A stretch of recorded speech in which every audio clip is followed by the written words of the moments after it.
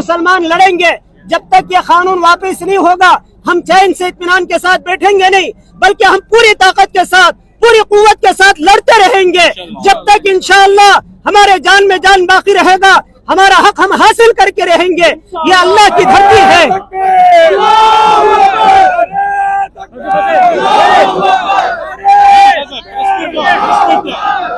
ये अल्लाह की धरती है।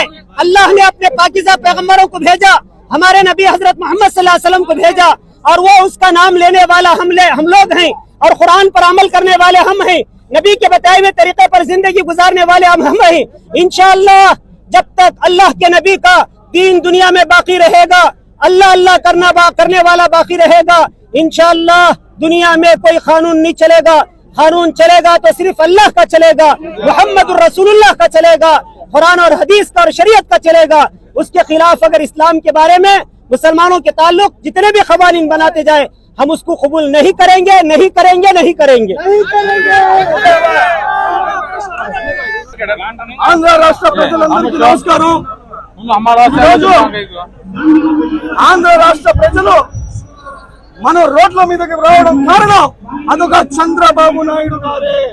చంద్రబాబు నాయుడు గారు ముస్లింల ద్రోహి। గుర్తు పెట్టుకోండి, మీరు యావత్ భారతదేశం ముస్లింలకే కాదు, మీరు మొత్తం దేశ ముస్లింలకే మీరు విరోధిగా చేశారు। మీరు ముస్లింలకి చీమ వాళ్ళనియను ఆది వాళ్ళనియను అయ్యా పెద్ద మనిషి, నీకు ఎంతమంది లక్షల మంది మా ముస్లింలు ఓట్లేస్తే నువ్వు ఈ రోజు మాకు ఈ విధంగా తీసుకొని వస్తావా? ఎంత బుద్ధి జ్ఞానం ఉందా ఈ పెద్ద మనిషిగా అడుగుతున్నారు। ఈ పవన్ కళ్యాణ్ ఈయన బీజేపీ వాళ్ళు కలిసి పొందినారు। ఈరోజు ఇంత రైతంగా వ్యవహరించాం, ఖచ్చితంగా ఇది కాదని చెప్పుకుంటూ ఎన్డీఏ గవర్నమెంట్ తో భాగస్వామ్యమైన తెలుగుదేశం పార్టీ మైనార్టీలకు మోసం చేసిందని చెప్పడానికి పక్కా నిదర్శనం ఏంటంటే ఈ రోజు వక్ఫ్ సవరణ బిల్లుకు తెలుగుదేశం పార్టీ మద్దతు తెలపడం। ఎన్నికల్లో మీ ముస్లింల మీద ఈగ వాలినా చీమ వాలినా మేము వచ్చి వాలిపోతామన్నారు, కానీ ఏదైతే మా షరియత్ ఉందో, ఏదైతే మా మసీద్లు దర్గాలు ఆషుర్ ఖానాలు అదేవిధంగా మద్రసాలకు చెందిన కోట్ల రూపాయల ఆస్తిని అంబానీ అదానీలకు ఇవ్వడానికి అతను చేస్తున్న కుట్ర ఈ రోజు అందరికి అర్థమైపోయింది। ఈ రోజు కేవలం ముస్లింలే కాదు, సిక్కులు, ఈసాయిలు, దళితులు, బీసీలు అందరూ కూడా భారత రాజ్యాంగానికి విరుద్ధంగా ఏదైతే బీజేపీ ప్రభుత్వం చేస్తున్న చట్టాలు ఉన్నాయో దాన్ని వ్యతిరేకిస్తూ ఈ రోజు సింహపురి గడ్డ మీద ఇంత భారీ సంఖ్యలో వచ్చారంటే ఈ పార్టీకే కేంద్రంలో ఉన్న నరేంద్ర మోడీ, అమిత్ షాకు చెమటలు పట్టి ఉండాలా। అదే విధంగా చంద్రబాబు నాయుడు గారికి చెప్తున్నాం, చంద్రబాబు నాయుడు గారు మీకు కుర్చీ మీద కూర్చోబెట్టడం మాకు చేత అయితే మీ కుర్చీని ఈరగొట్టడం కూడా మాకు చేత అవుతుంది, ఖబర్దార్। అదే విధంగా తెలుగుదేశం పార్టీలో ముస్లిం ఓట్లతో గెలిచిన ముస్లిం ఎమ్మెల్యేలారా మీకు మీ ప్రవక్త చంద్రబాబు నాయుడు కాదు, మీ ప్రవక్త ముహమ్మద్ సల్లల్లాహు అలైహి వసల్లం, మీ షరియత్ మీ పార్టీ అజెండా కాదు, మీ షరియత్ అల్లాహ్ ఇచ్చిన షరియత్। మీకు షరియత్ కావాలా లేదా చంద్రబాబు అజెండా కావాలా ఆలోచించుకోండి। మీరు చచ్చిపోయిన తర్వాత మీకు నలుగురు ఖాందా ఇవ్వాలంటే మీ పదవులకు రాజీనామా చేసి ఉద్యమంలో రండి।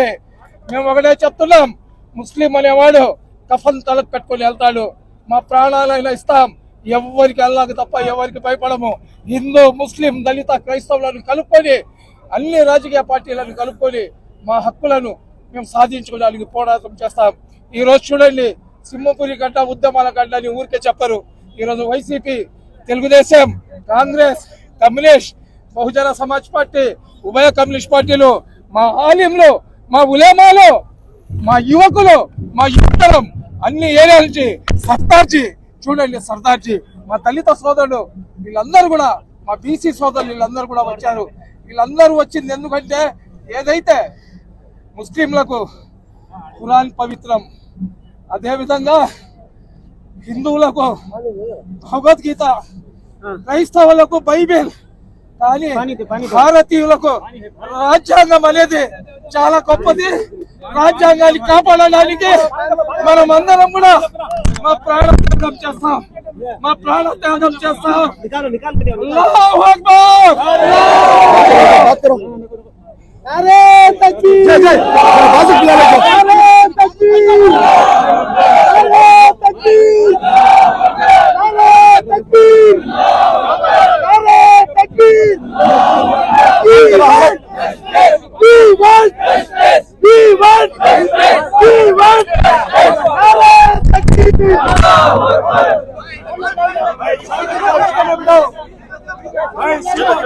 छाव में बिठाओ।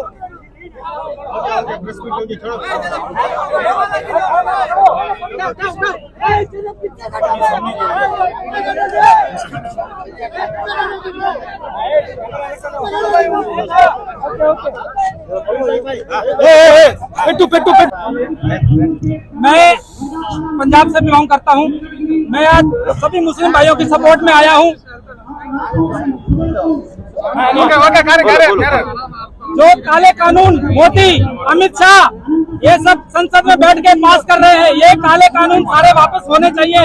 कभी एमएसपी पे बिल लेके आ जाते हैं और कभी सीए का लेके आते हैं, कभी वक्फ बोर्ड का लेके आ जाते हैं। अभी जो बिल आया है वो वापस होना चाहिए।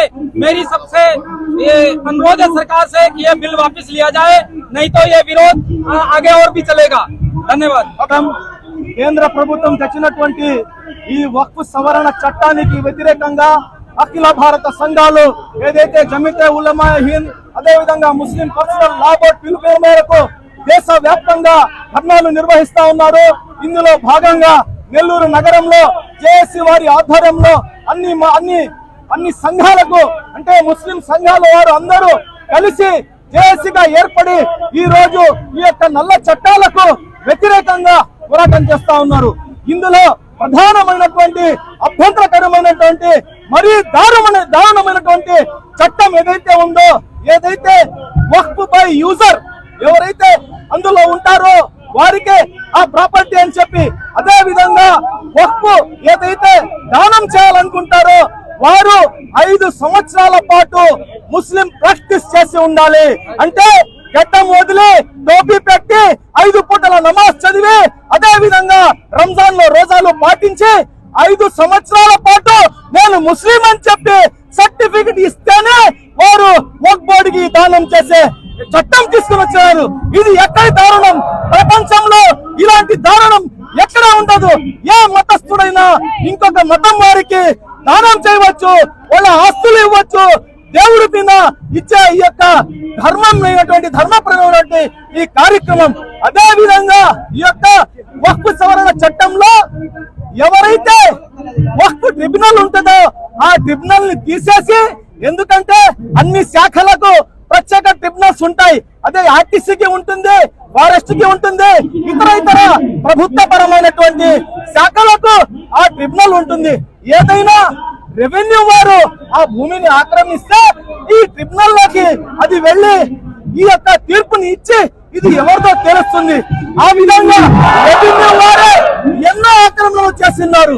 అలాగే రెవెన్యూ వారికి ఈ యొక్క చట్టం ఇచ్చి ఎవరైతే ఆక్రమణలు చేస్తారో వారికి తీర్పు ఇచ్చే అధికారాలు ఇవ్వడం ఇది మరీ దారుణం. కాబట్టి ఇది దేశవ్యాప్తంగా జరుగుతున్నటువంటి ఈ యొక్క ఉద్యమం విప్లవంగా మారక ముందే, భారతదేశం అట్టడుగు పోక ముందే ఈ యొక్క వక్ఫ్ సవరణ చట్టం ఏదైతే ఉందో దీనికి వెనక్కి తీసుకోవాలని చెప్పి ముస్లిం సంఘాలు ముక్త కంఠంతో ఈ రోజు డిమాండ్ చేస్తామని చెప్పి కూడా ఈ సందర్భంలో అందరికీ తెలియజేస్తున్నాను. మరిన్ని వీడియోస్ కోసం ఛానల్ ని సబ్స్క్రైబ్ చేయండి, లేటెస్ట్ అప్డేట్స్ కోసం వాట్సాప్ ఛానల్ ని ఫాలో చేయండి అండ్ లింక్ డిస్క్రిప్షన్ లో